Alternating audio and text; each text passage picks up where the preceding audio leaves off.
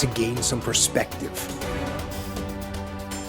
And then in order to gain perspective, you got to do something that we already talked about. You've got to detach. You've got to detach from the problems or the stress that you're experiencing so that you can get that perspective of them. Now, if the human being was like an animal and that we were programmed permanently and could never change our instincts and our responses, then we would have no hope. But the good news is that everything that we have learned, we can unlearn. That everything that has been programmed into us can be deprogrammed and can be overridden with new programming. And we say, number one, your self-concept is the master program of your subconscious mind. It's the master program. Your self-concept is your operating system. Everything that you produce on the outside is determined, modified, affected in some way by your self-concept. You cannot change what is being produced on the outside without changing your operating system. If you don't set your mind, the enemy will set it for you.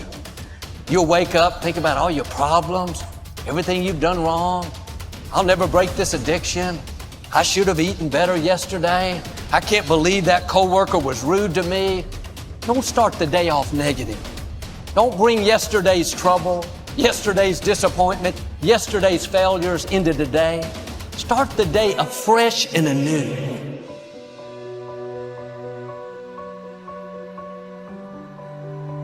I can remember being trapped inside of a negative environment that wouldn't allow me to dream, to the point that I had to set my mind free, to the point that I now dream so big, dream about me.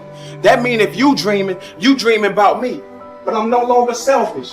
I now encourage you all to please dream bigger than me. And that's how you get to the destination of living your dream. I speak into existence that you will understand the value of yourself, and you will get up and you will do more for yourself and expect less of others. In order to be successful, you have to do more for yourself and expect less of others. You have to wake up and manifest your dream. You have to get up and do the work. You got to get up and write the book. You got to get up and do the music. You want to talk about you an author? Don't tell me you an author. Just let me know when the book coming out. You got to hear it. You can't make a difference until you make a decision. So, for real, some of you, man, you keep crying. You complaining about your job. You complaining about where you are financially. You complaining about your relationship. You complaining about your opportunities. You complaining. Listen to me. You murmuring and complaining. You complaining. Shut up. Stop complaining and do me a favor. If you want to make a difference, all you got to do is one thing. This is how you get started. You want something different? Listen to me. All you got to do is make a decision. That's it. And for those of you who've been making the wrong decision, all you got to do is make the right decision. But if you want to make a difference, make a decision. Are you hearing what I'm telling you? What I'm trying to do for you to take you to that next level is I'm trying to give you control of your life back. It is the animal that can change the fastest to a changing environment that becomes the most dominant species the world has ever seen. It is our very nature to change. Because if you want to do something extraordinary, you have one job. Leave your fellow humans in awe. The webs we create around ourselves need to be unwound. If you have ever untangled a ball of string, you know that yanking and pulling only makes it worse. Be gentle and patient with yourself as you untangle your own mental knots. Get help if you need it.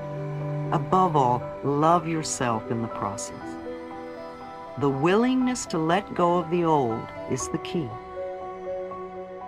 When I say needing the problem, I mean that according to our particular set of thought patterns, we need to have certain outer effects or experiences.